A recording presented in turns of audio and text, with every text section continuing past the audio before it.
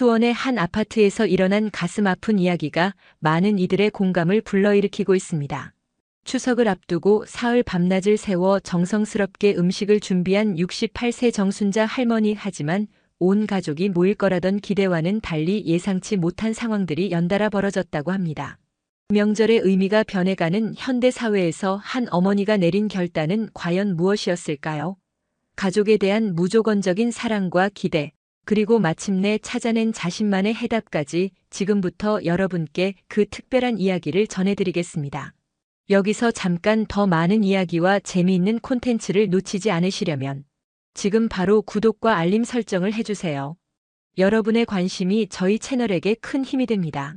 추석을 하루 앞둔 이른 새벽, 수원시 영통구의 한 아파트에서 정순자는 이미 부엌에 서 있었습니다.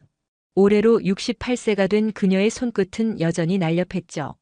가스레인지 위에서 지글지글 소리를 내며 익어가는 동태전을 뒤집어가며 그녀는 작은 콧노래를 흥얼거렸습니다. 이번엔 좀 더 바삭하게 부쳐야지. 우리 민수가 기름기 많은 거 싫어한다고 했으니까. 라디오에서는 이미 추석 특집 프로그램이 한창이었어요. 고향을 그리워하는 트로트 명곡들이 흘러나오고 DJ가 명절 음식 만드는 팁을 제잘제잘 떠들고 있었습니다. 순자는 그 소리를 배경 삼아 손을 더욱 바쁘게 놀렸죠. 부엌 한쪽 냉장고 위에는 이미 어제부터 준비해둔 나물들이 가지런히 놓여 있었어요. 도라지나물, 시금치나물, 고사리나물까지. 각각의 통에는 작은 메모지가 붙어 있었는데 민수 좋아함, 혜진이 많이 먹음, 손주들용 달걀 같은 글씨가 순자의 정성을 말해주고 있었습니다. 새벽 5시부터 시작한 요리는 벌써 3시간째였어요. 하지만 순자는 전혀 피곤해하지 않았습니다. 오히려 마음이 설렜죠. 작년 추석 때가 떠오르거든요. 거실에 온 가족이 모여 앉아 웃고 떠들던 그 따뜻한 시간들이 말이에요. 엄마, 이전 진짜 맛있다. 어떻게 매번 이렇게 똑같은 맛이 나지? 큰아들 민수가 엄지를 치켜올리며 했던 말이 아직도 귀에 생생했습니다. 그때 순자는 얼마나 뿌듯했는지 몰라요.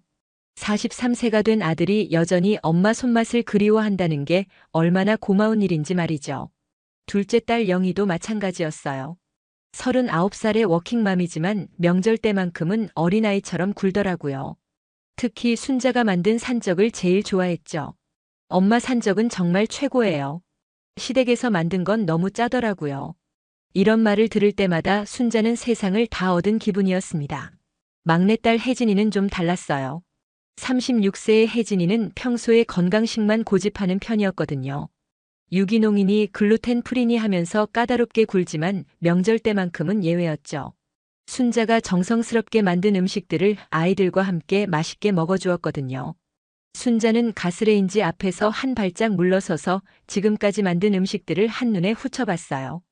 동태전, 완자전, 호박전, 깻잎전까지 각종 전류들이 접시마다 가득 담겨 있었습니다. 그 옆으로는 이미 삶아둔 고기로 만든 산적이 가지런히 꽂혀 있었고요. 이제 나물 무치는 것만 남았네. 순자는 만족스러운 표정으로 고개를 끄덕였습니다. 벌써 오전 8시가 다가오고 있었어요. 오늘 하루만 더 준비하면 내일은 온 가족이 모이는 날이었죠. 거실로 나와 소파에 잠깐 앉으니 눈에 들어오는 것들이 있었어요. 며칠 전에 새로 산 이불 세트였죠. 손주들이 밤에 추울까봐 따뜻한 거위털 이불을 2채나 장만했거든요. 그 옆에는 색색의 봉투들이 놓여 있었는데 각각 이름이 적혀 있었습니다.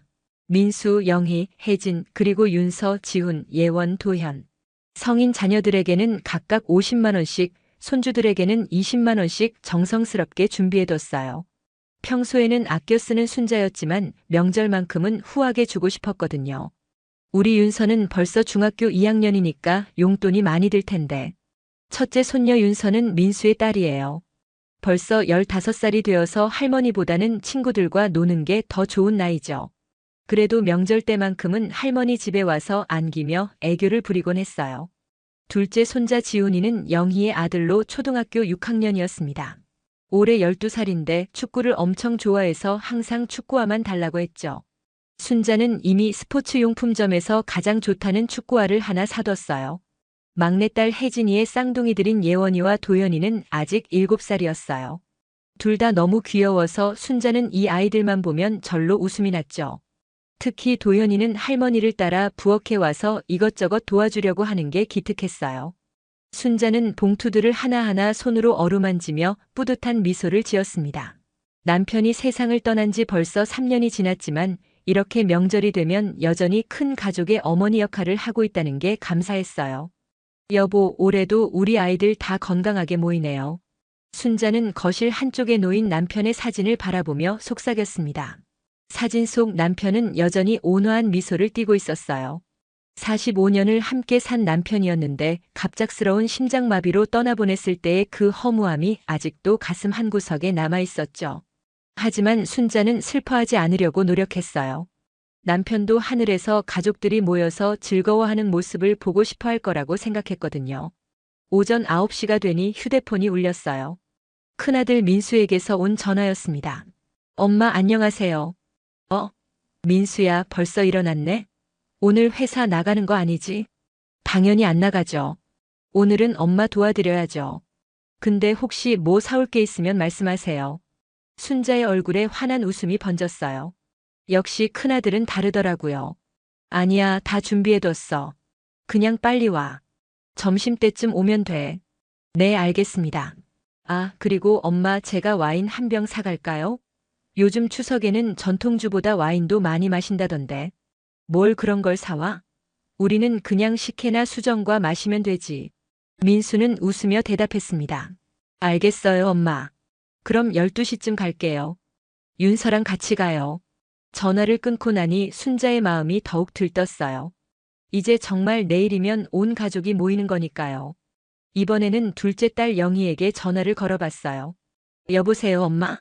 영희야, 내일 몇 시에 올 거니? 아, 엄마. 그게요. 영희의 목소리가 조금 주춤거렸어요. 순자는 혹시 무슨 일이 있나 싶어 걱정됐죠. 왜? 무슨 일 있어? 아니에요, 그냥.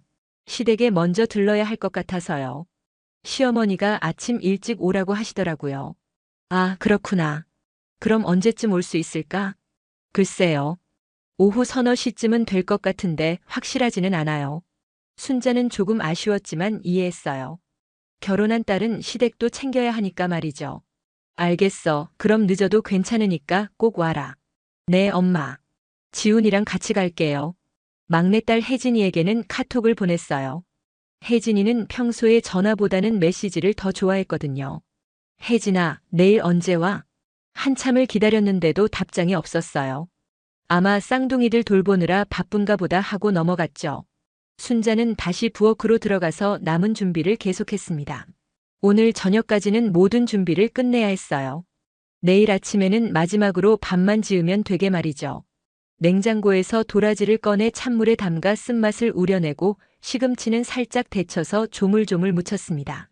고사리는 이미 하루 전날부터 불려뒀으니 이제 볶기만 하면 됐어요. 예전에 시어머니가 살아계실 때는 나물이 이것보다 훨씬 많았는데 순자는 문득 시어머니 생각이 났어요. 벌써 10년도 더 전에 돌아가셨지만 명절 때마다 온 집안이 나물 냄새로 가득했던 기억이 생생했거든요. 그때는 순자도 새댁이어서 시어머니 눈치를 보며 부엌길을 거들었는데 이제는 자신이 그 자리에 서 있다니 세월이 참 빠르게 느껴졌습니다. 오후가 되니 아파트 단지 안이 분주해졌어요. 명절을 맞아 고향으로 떠나거나 가족들을 맞이하러 준비하는 사람들로 북적였죠. 순자는 베란다에서 그 모습들을 보며 흐뭇해했습니다. 내일이면 우리 집도 저렇게 시끌벅적하겠지. 해가 저물어갈 즈음 마침내 모든 준비가 끝났어요. 냉장고 안은 정성스럽게 만든 음식들로 가득했고 거실은 말끔히 정리되어 있었습니다. 순자는 뿌듯한 마음으로 소파에 앉아 차를 한 잔 우려냈어요. 바로 그때 혜진이에게서 늦은 답장이 왔습니다. 엄마, 내일 남편이 갑자기 회사 일이 생겼다고 하네요. 조금 늦을 수도 있어요. 순자는 휴대폰 화면을 보며 살짝 걱정됐지만 그래도 괜찮다고 답장을 보냈어요. 괜찮다. 언제든 와. 음식은 많이 해뒀으니까. 이제 정말 모든 준비가 끝났습니다. 내일이면 남편 없이 맞는 추석이지만 아이들과 손주들이 있으니까 외롭지 않을 거라고 순자는 믿었어요. 밤늦게까지 마지막 점검을 하며 순자는 남편의 사진 앞에 작은 상을 차렸습니다. 남편이 생전에 좋아했던 전과 과일들을 정성스럽게 올리면서 내일 온 가족이 모이는 모습을 보여드리고 싶다고 속삭였죠. 여보, 내일 우리 아이들 다 와요. 당신도 함께 지켜봐 주세요. 그렇게 순자의 하루가 끝났습니다. 마음속에는 내일에 대한 설렘과 기대가 가득했어요. 하지만 아직 그녀는 몰랐습니다. 내일이 그녀에게 어떤 하루가 될지를 말이에요. 추석 당일 아침 순자는 평소보다 일찍 눈이 떴습니다. 시계를 보니 새벽 5시 반이었어요. 아직 해도 완전히 뜨지 않은 시간이었지만 마음이 들떠서 더 이상 잠을 잘 수가 없었죠. 오늘이구나. 순자는 침대에서 일어나 창문을 열었습니다. 선선한 가을 바람이 얼굴을 스치며 들어왔어요. 아파트 단지는 아직 조용했지만 몇몇 집에서는 벌써 불빛이 켜져 있었습니다. 아마 순자처럼 명절을 맞아 분주한 아침을 준비하는 가정들이겠죠. 세수를 하고 단정히 옷을 갈아입은 순자는 부엌으로 향했어요. 어제 준비해둔 음식들이 냉장고 안에서 그녀를 기다리고 있었습니다. 오늘은 밥만 짓고 음식들을 예쁘게 담아내기만 하면 됐어요. 쌀은 조금 많이 해야겠지? 아이들이 많이 오니까. 순자는 평소보다 2배 정도 많은 양의 쌀을 씻어서 밥솥에 넣었습니다. 온 가족이 모이면 밥이 금세 떨어지거든요. 특히 지훈이와 도현이 같은 남자아이들은 밥을 정말 많이 먹었죠. 밥이 지어지는 동안 순자는 음식들을 하나씩 꺼내어 예쁜 그릇에 담기 시작했어요. 어제 부쳐둔 전들은 전자레인지에 살짝 데워서 바삭함을 되살렸고 나물들은 참기름을 조금씩 더해 윤기가 나게 했습니다. 산적도 다시 한번 데워야겠네. 순자는 하나하나 정성스럽게 준비했어요. 가족들이 맛있게 먹는 모습을 상상하니 절로 미소가 나왔죠. 오전 8시가 되자 순자는 거실을 다시 한번 점검했습니다. 소파는 깨끗하게 정리되어 있었고 텔레비전 앞에는 손주들이 좋아할 만한 과자들도 준비해뒀어요. 방 한쪽에는 어제 준비한 용돈 봉투들이 가지런히 놓여 있었습니다. 민수가 12시쯤 온다고 했으니까 아직 시간이 좀 있네. 순자는 소파에 앉아서 아침 뉴스를 켰어요. 추석을 맞아 고속도로 상황을 알려주는 교통정보가 나오고 있었습니다. 벌써부터 많은 차들이 고향으로 향하고 있다는 소식이었죠. 우리 애들도 길이 막힐 텐데 조심히 왔으면 좋겠다. 순자는 가족들의 안전을 걱정하며 기도하는 마음으로 뉴스를 지켜봤어요. 오전 10시가 되자 순자는 큰아들 민수에게 전화를 걸어봤습니다. 민수야, 어디까지 왔니? 아, 엄마. 죄송해요. 아직 집에서 나오지 못했어요. 왜? 무슨 일 있어? 윤서가 갑자기 배가 아프다고 해서 병원에 한번 다녀와야 할 것 같아요. 순자는 깜짝 놀라며 걱정스러운 목소리로 물었어요. 많이 아파? 어떻게 아픈데? 아니에요. 그냥 체한 것 같아요. 어제 친구들이랑 치킨을 너무 많이 먹었나 봐요. 병원에서 간단히 처치만 받으면 될 것 같은데. 그럼 언제쯤 올 수 있을까? 글쎄요. 오후 2, 3시쯤은 될 것 같은데요. 확실하지는 않아요. 순자는 손녀가 아픈 게 걱정되면서도 한편으로는 아쉬움이 들었어요. 그래도 아이 건강이 우선이니까 어쩔 수 없었죠. 알겠어. 그럼 윤서 괜찮아지면 그때 와. 서두르지 말고. 전화를 끊고 나니 순자는 조금 허전했어요. 가장 먼저 올 거라고 기대했던 큰아들이 늦어지니까 말이죠. 이번에는 둘째 딸 영희에게 전화를 해봤습니다. 영희야, 시댁에는 다녀왔니? 엄마, 아직 시댁에 있어요. 시어머니가 오늘 친척들이 많이 온다고 해서 좀 더 있어달라고 하시네요. 그럼 언제쯤 올 수 있어? 저녁 때나 가능할 것 같아요. 죄송해요, 엄마.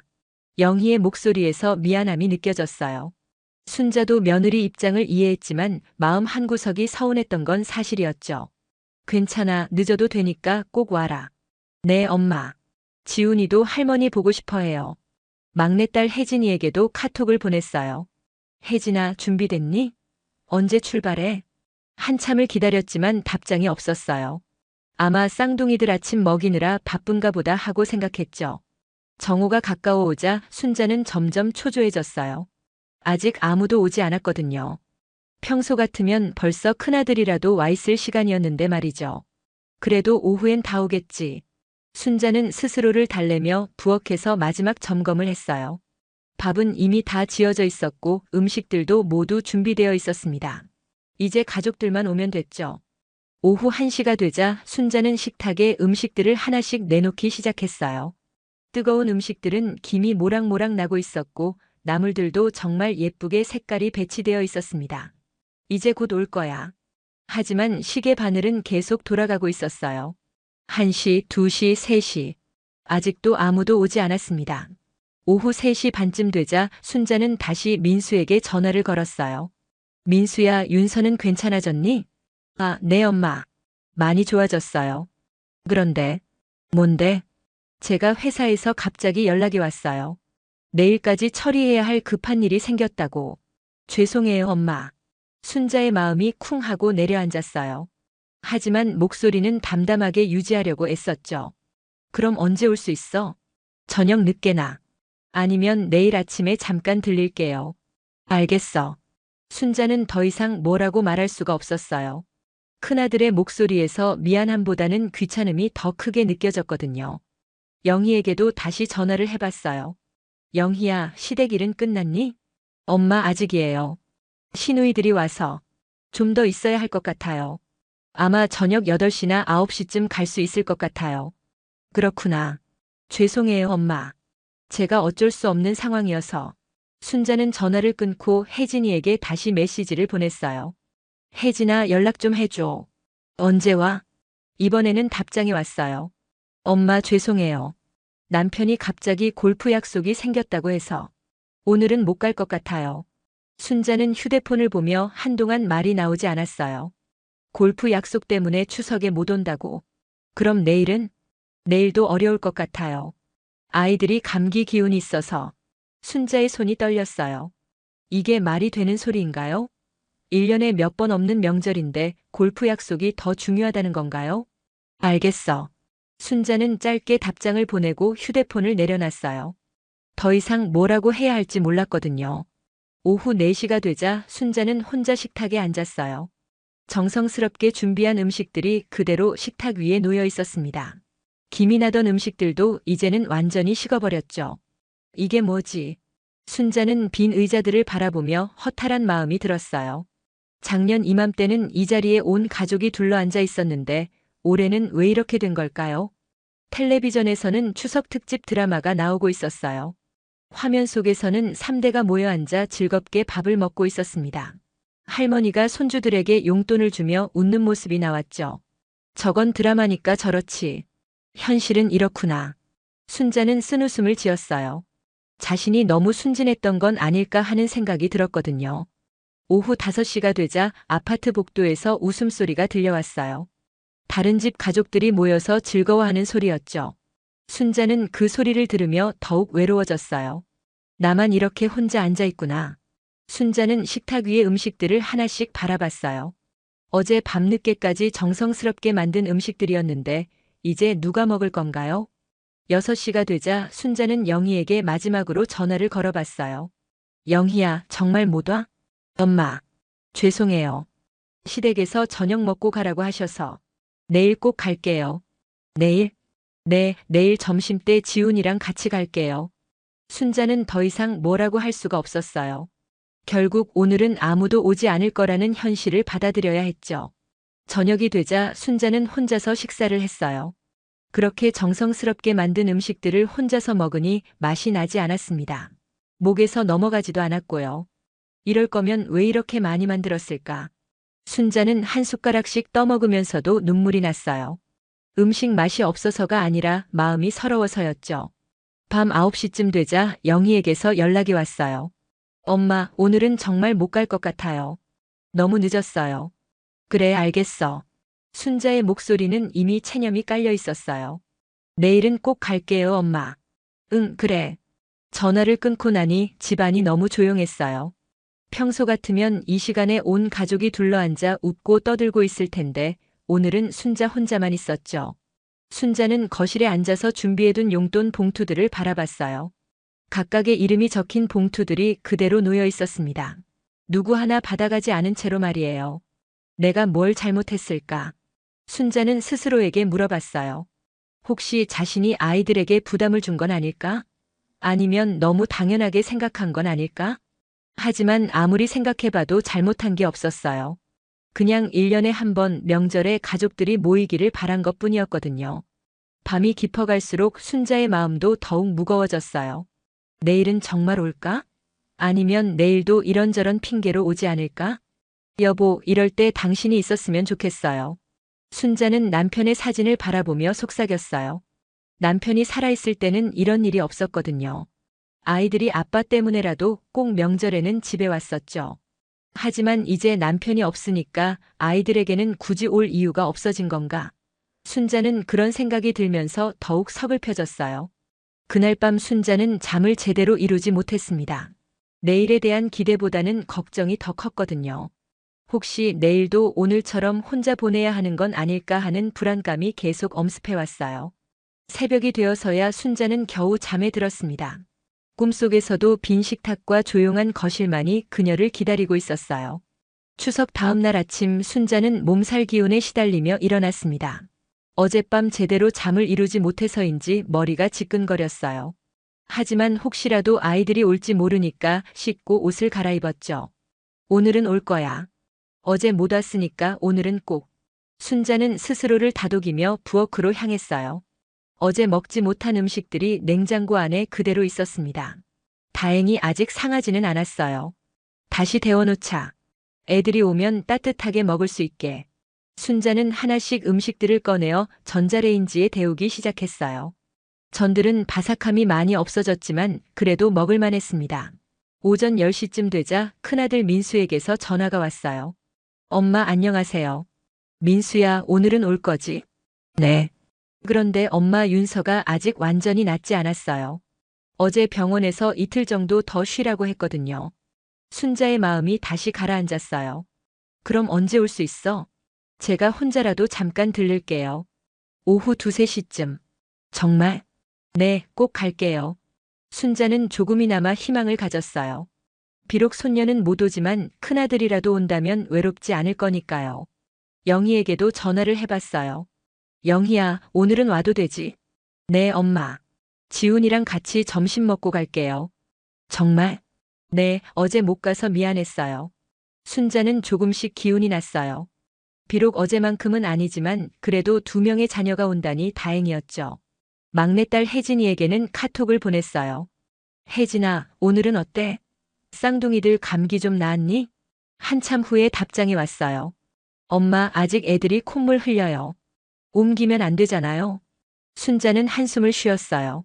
결국 혜진이는 오지 않을 모양이었죠. 그럼 언제쯤 올 수 있을까? 다음 주말쯤? 다음 주말? 순자는 어이가 없었어요. 명절이 언제인데 다음 주말에 온다는 건가요? 알겠어. 순자는 더 이상 묻지 않았어요. 혜진이의 마음속에는 명절보다 중요한 일들이 많은 모양이었거든요. 점심시간이 다가오자 순자는 다시 음식들을 정리했어요. 비록 3명이 전부 오는 건 아니지만 그래도 민수와 영희, 지훈이라도 온다면 조금은 명절다운 기분을 느낄 수 있을 거라고 생각했죠. 오후 1시가 되었는데도 아무도 오지 않았어요. 순자는 창문으로 아파트 주차장을 내려다보며 기다렸습니다. 2시가 되자 민수에게 전화를 걸어봤어요. 민수야, 어디쯤 왔니? 아, 엄마. 죄송해요. 회사에서 또 연락이 와서 오늘도 못 갈 것 같아요. 순자는 휴대폰을 꽉 쥐었어요. 어제에 이어 오늘도 같은 핑계였거든요. 회사가 그렇게 바쁘니? 요즘 프로젝트가 워낙 급해서. 정말 죄송해요. 그래, 알겠어. 순자의 목소리는 이미 체념에 젖어 있었어요. 영희에게도 전화를 해봤어요. 영희야, 언제 와? 엄마, 지훈이가 갑자기 열이 나서 병원에 와 있어요. 많이 아파? 아직 잘 모르겠어요. 의사 선생님이 검사를 더 해봐야 한다고. 순자는 손자가 아픈 게 걱정됐지만 한편으로는 또 다른 핑계라는 생각도 들었어요. 그럼 오늘도 못 오는 거네? 네. 죄송해요, 엄마. 순자는 전화를 끊고 소파에 주저앉았어요. 결국 오늘도 혼자구나. 이틀 연속으로 말이에요. 오후 3시쯤 되자 순자는 식탁에 앉아서 혼자 점심을 먹었어요. 어제와 똑같은 음식, 똑같은 자리에서 말이죠. 차이점이 있다면 음식들이 하루 더 묵었다는 것뿐이었어요. 이게 뭐 하는 짓인지. 순자는 숟가락을 들고 있다가 그만 눈물이 났어요. 이틀 동안 계속 혼자 앉아서 밥을 먹으니까 너무 서러웠거든요. 그때 현관 초인종이 울렸어요. 순자는 깜짝 놀라며 일어났습니다. 혹시 민수나 영희가 온 건 아닐까? 문을 열어보니 아래층에 사는 김 여사였어요. 어머, 순자 씨. 명절 잘 보내셨어요? 네. 김 여사님도. 우리 집은 난리도 아니었어요. 손주들이 5명이나 와서 시끌벅적했는데. 순자 씨 댁은 어떠셨어요? 순자는 대답하기가 어려웠어요. 솔직히 말하자니 창피하고 거짓말을 하자니 마음이 무거웠죠. 저희도 잘 보냈어요. 그러시겠죠. 자녀분들이 다들 효자 효녀시니까. 부러워요, 정말. 김 여사는 웃으며 말했지만 순자에게는 그 말이 비수처럼 꽂혔어요. 네. 그럼 들어가시죠. 순자는 얼른 문을 닫았어요. 더 이상 대화하고 싶지 않았거든요. 오후 4시가 되자 순자는 다시 혜진이에게 메시지를 보냈어요. 혜진아, 정말 못 와? 엄마가 너무 보고 싶어. 이번에는 답장이 빨리 왔어요. 엄마, 애들 때문에 정말 못 가요. 이해해 주세요. 순자는 휴대폰을 보며 한동안 멍하니 있었어요. 이해해달라고? 뭘 이해하라는 걸까요? 명절에 엄마 보러 오는 게 그렇게 어려운 일인가? 순자는 스스로에게 물어봤어요. 자신이 너무 많은 걸 바란 건 아닐까?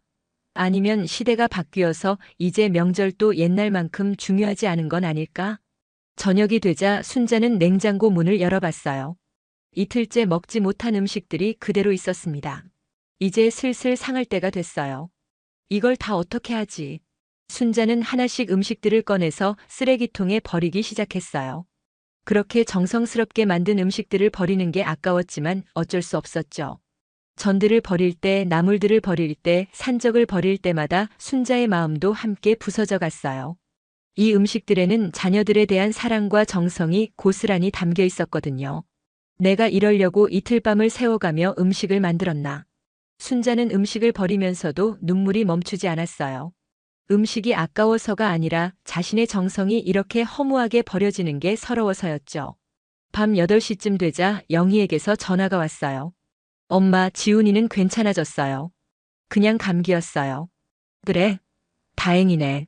내일 학교 가기 전에 잠깐 들를게요. 정말? 네, 아침 일찍 갈게요. 순자는 조금이나마 위안이 됐어요. 비록 늦었지만 그래도 영이라도 온다면 명절을 완전히 놓친 건 아니니까요. 그날 밤 순자는 거실에 혼자 앉아서 텔레비전을 봤어요. 추석 특집 프로그램들이 계속 나오고 있었는데 모두 가족들이 모여서 즐거워하는 내용들이었죠. 저런 건 다 거짓말이야. 현실은 이렇게 외로운 거야. 순자는 리모컨을 눌러서 채널을 돌렸어요. 하지만 어느 채널을 돌려도 가족들의 모습만 나오고 있었습니다. 결국 순자는 텔레비전을 꺼버렸어요. 더 이상 보고 싶지 않았거든요. 조용해진 거실에서 순자는 남편의 사진을 바라봤어요. 여보, 우리 애들이 왜 이렇게 됐을까요? 예전에는 안 그랬는데. 사진 속 남편은 여전히 온화한 미소를 띠고 있었어요. 하지만 대답은 해주지 않았죠. 내가 뭘 잘못했을까요? 아이들을 너무 편하게 키운 건가? 아니면 내가 너무 당연하게 생각한 건가? 순자는 계속 스스로에게 질문을 던졌어요. 하지만 답은 나오지 않았습니다. 밤이 깊어갈수록 순자의 마음도 더욱 어두워졌어요. 내일 영희가 정말 올까? 설사 온다고 해도 잠깐 들렀다가 갈 텐데 그게 무슨 의미가 있을까? 이제 그만해야겠어. 순자는 문득 그런 생각이 들었어요. 이렇게 기다리고 또 실망하고 상처받는 일을 계속 반복할 수는 없었거든요. 내가 너무 순진했나 봐. 이제 시대가 바뀌었는데 말이야. 순자는 한숨을 길게 내쉬었어요. 45년을 결혼 생활을 하면서 30년 넘게 자녀들을 키우면서 이런 날이 올 거라고는 생각해 본 적이 없었거든요. 새벽이 되어서야 순자는 잠자리에 들었습니다. 하지만 이번에도 잠이 오지 않았어요. 내일에 대한 기대보다는 불안이 더 컸거든요. 내일이 마지막이야. 영희가 오지 않으면 그때는 정말로 포기할 거야. 순자는 그렇게 다짐하며 눈을 감았어요. 하지만 마음 한구석에서는 아직도 희망을 버리지 못하고 있었습니다. 혹시 모르니까. 혹시 내일은 다를지도 모르니까 말이에요. 하지만 순자가 아직 모르는 게 있었어요. 내일 아침 영희에게서 올 전화의 내용을 말이에요. 그리고 그 전화가 순자의 마지막 희망마저 완전히 꺾어버릴 거라는 것을 말이죠. 추석 사흘째 아침 순자는 평소보다 늦게 일어났습니다. 어제까지만 해도 혹시나 하는 마음에 일찍 일어났는데 오늘은 그럴 이유가 없었어요. 영희라도 올 거라는 마지막 희망에 매달려 있었거든요. 아침 9시쯤 되자 영희에게서 전화가 왔어요. 엄마 안녕하세요. 영희야 언제 와? 엄마. 죄송해요. 지훈이가 아직 컨디션이 안 좋아서 오늘도 못 갈 것 같아요. 순자는 전화기를 꽉 쥐었어요. 어제 분명히 괜찮아졌다고 했는데 또 아프다는 핑계였거든요. 그렇구나. 정말 죄송해요, 엄마. 다음에 꼭 갈게요. 다음에? 언제가 다음인가요? 순자는 더 이상 묻고 싶지 않았어요. 알겠어. 지훈이 빨리 나았으면 좋겠다. 네, 엄마. 건강하세요. 전화를 끊고 나니 순자는 한동안 멍하니 서 있었어요. 결국 3일 내내 아무도 오지 않은 거였죠. 1년에 한 번뿐인 추석에 말이에요. 순자는 거실로 가서 아직 그대로 놓여있는 용돈 봉투들을 바라봤어요. 민수, 영희, 혜진, 윤서, 지훈, 예원, 도연이라고 정성스럽게 써놓은 봉투들이 주인을 찾지 못한 채 그대로 있었습니다. 이제 정말 끝이구나. 순자는 봉투들을 하나씩 집어서 서랍에 넣었어요. 언제 쓸지도 모르는 봉투들을 보고 있으니 더욱 서러웠거든요. 그때 문득 순자의 마음속에 어떤 결심이 생겼어요. 이제 더 이상 이렇게 기다리고 상처받을 수는 없다는 생각이 들었거든요. 여보, 이제 나도 나답게 살아볼까 해요. 순자는 남편의 사진에 대고 말했어요. 남편이 살아있을 때도 종종 그랬거든요. 중요한 결정을 할 때는 항상 남편과 상의했었죠. 3년 동안 애들만 기다리며 살았는데 이제는 내 인생을 살아보고 싶어요. 순자는 마음을 정하고 휴대폰을 들었어요. 가족 단체 카톡방에 메시지를 보낼 참이었거든요. 하지만 뭐라고 써야 할지 한참을 고민했어요. 섭섭하다고, 서운하다고, 아니면 화가 난다고. 결국 순자는 담담하게 써내려갔습니다.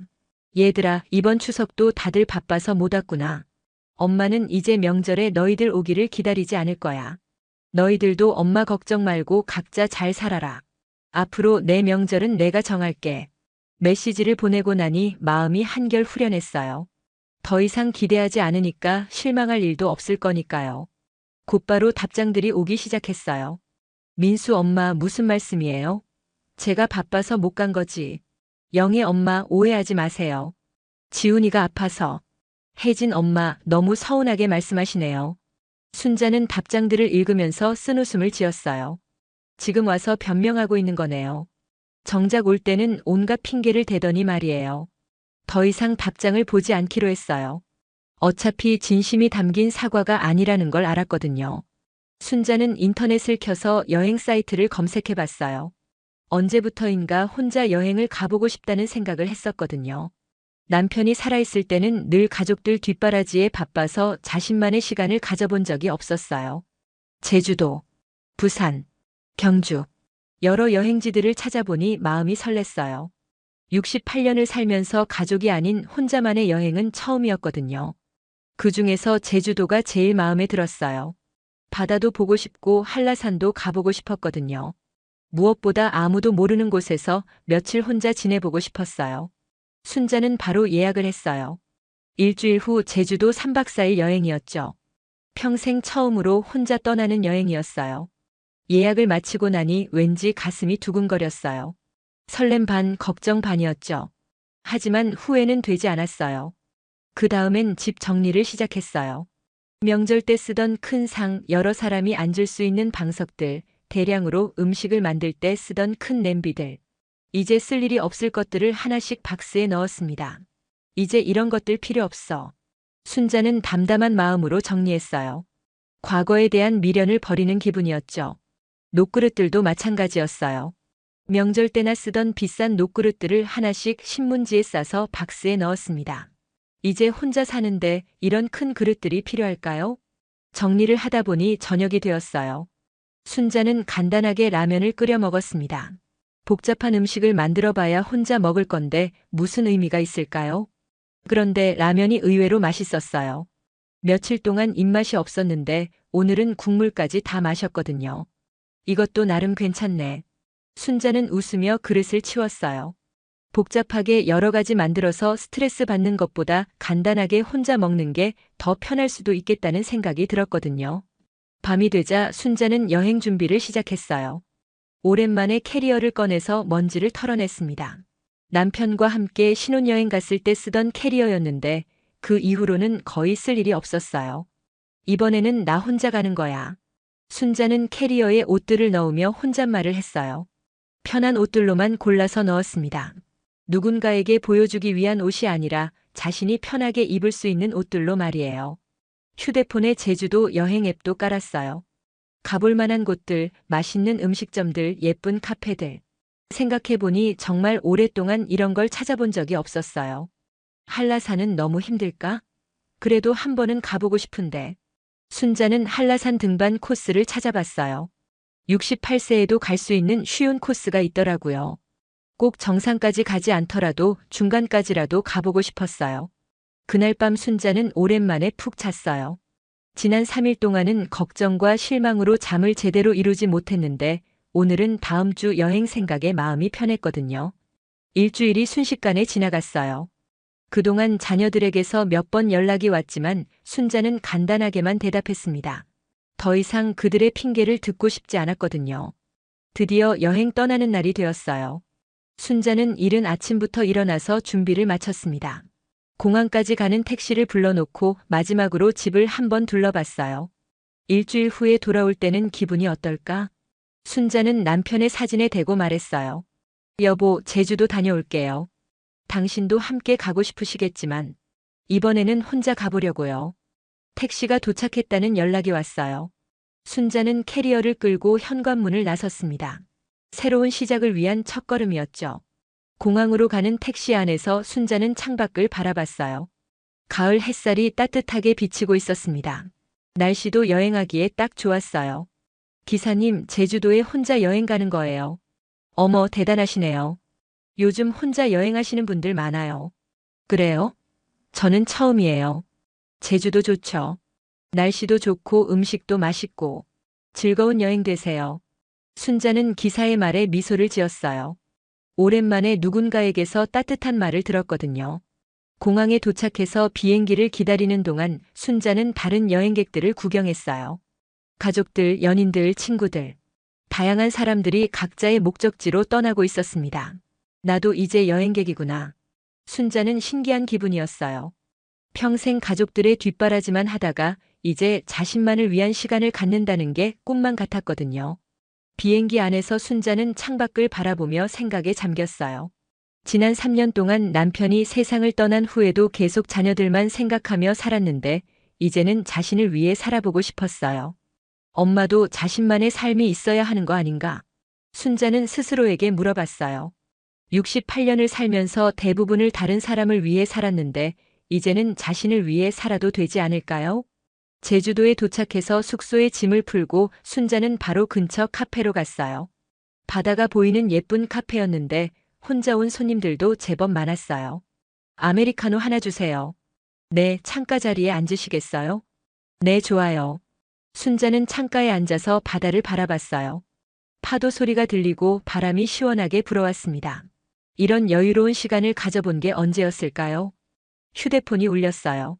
큰아들 민수에게서 온 전화였습니다. 엄마 어디 계세요?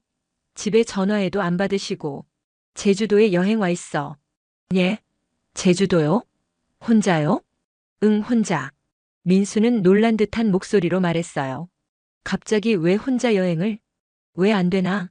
엄마도 여행할 수 있지. 아니, 그게 아니라. 위험하지 않나요? 순자는 웃었어요. 지금 와서 걱정해주는 척하네요. 괜찮아. 나도 이제 내 인생 살 거야. 엄마. 할 말 없으면 끊을게. 나 바빠. 순자는 전화를 끊어버렸어요. 더 이상 그들의 걱정하는 척하는 말을 듣고 싶지 않았거든요. 영희와 혜진이도 연달아 전화가 왔지만 순자는 받지 않았어요. 대신 단체 카톡방에 메시지를 하나 보냈습니다. 제주도 여행 중이니까 급한 일 아니면 연락하지 마. 엄마도 이제 내 인생 산다. 그리고는 휴대폰을 무음으로 돌려놨어요. 카페에서 바다를 보며 앉아있으니 마음이 정말 평온했어요. 누구를 기다릴 필요도 없고 누구 눈치를 볼 필요도 없고 그냥 자신만의 시간을 온전히 즐기면 되는 거였어요. 이런 게 진짜 명절이구나. 순자는 혼잣말을 했어요. 가족들과 함께 있어야만 명절이 아니라 자신이 행복하게 보내는 게 진짜 명절이라는 생각이 들었거든요. 해가 지기 시작하자 순자는 해변으로 나갔어요. 제주도의 석양은 정말 아름다웠습니다. 혼자 보기에는 아까울 정도로 말이에요. 여보, 이 풍경 좀 보세요. 정말 예쁘죠? 순자는 하늘을 바라보며 남편에게 말했어요. 비록 곁에 없지만 함께 보고 있는 것 같았거든요. 그날 저녁 순자는 현지 맛집에서 혼자 저녁을 먹었어요. 처음에는 어색했지만 익숙해지니 나쁘지 않았습니다. 오히려 자유로웠어요. 숙소로 돌아와서 순자는 오늘 찍은 사진들을 정리했어요. 바다 사진, 카페 사진, 석양 사진. 모두 자신만의 추억이었죠. 내일은 한라산에 가볼까? 순자는 여행 계획을 세우며 설렜어요. 내일은 또 어떤 새로운 경험이 기다리고 있을까요? 그렇게 순자의 새로운 명절이 시작되었습니다. 가족을 기다리는 명절이 아니라 자신을 위한 명절이었죠. 그리고 이것이 앞으로 순자가 보낼 새로운 방식의 명절이 될 거라는 걸 그녀는 확신하고 있었어요. 창밖으로 제주도의 밤하늘이 보였어요. 별들이 반짝이고 있었습니다. 순자는 그 별들을 바라보며 생각했어요. 이제 진짜 내 인생이 시작이구나. 68년을 살아오면서 이렇게 자유롭고 홀가분한 마음을 가져본 적이 없었어요. 가족들에 대한 서운함은 아직 남아 있었지만 그것보다는 앞으로의 새로운 삶에 대한 기대가 더 컸습니다. 순자는 그날 밤 정말 깊게 잠들었어요. 오랜만에 편안한 마음으로 말이에요. 그리고 꿈속에서도 아름다운 제주도 바다를 걷고 있었습니다. 이번에는 혼자서 자유롭게 행복하게 말이에요. 지금까지 순자 어머니의 명절 이야기였습니다. 시청해 주셔서 감사합니다.